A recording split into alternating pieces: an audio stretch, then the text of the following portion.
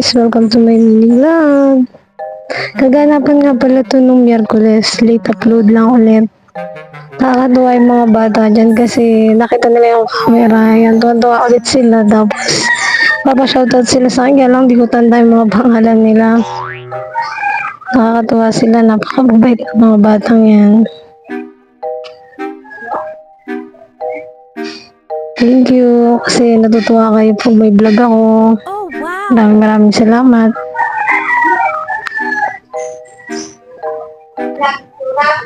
Panoorin niyo po hanggang dulo, matutuwa po kayo sa mga reaction ng mga bata. Nakakatuwa talaga sila.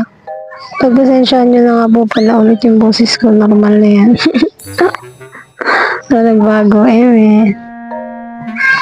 Yan, tingnan niyo yung isang batang yan, yung nakatalikod na yan. Papakita pa yun ng kanyang braso. Alam mo, ang laki-laki. Pero nakakatuwa sila. Mabait silang lahat. Perfect! Thank you sa inyong lahat. Thank you din sa mga estudyante na nagpa-follow sa akin. Maraming salamat sa inyo. Para lang talaga kami laging naglalaro dyan ng tinda-tindaan.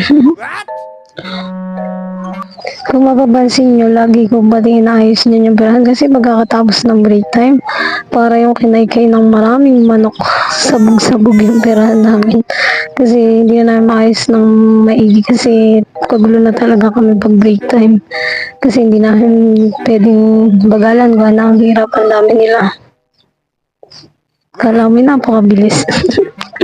Charot. Salamat sa support.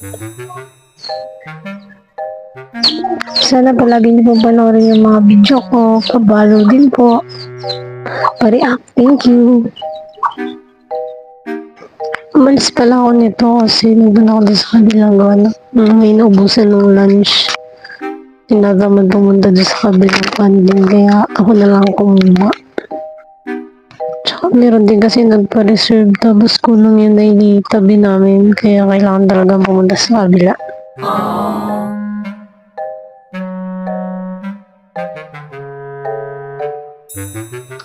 Nakakatuwa at yung mga bata bang dito laging kakakanta sa harapan namin para kami hinaharana.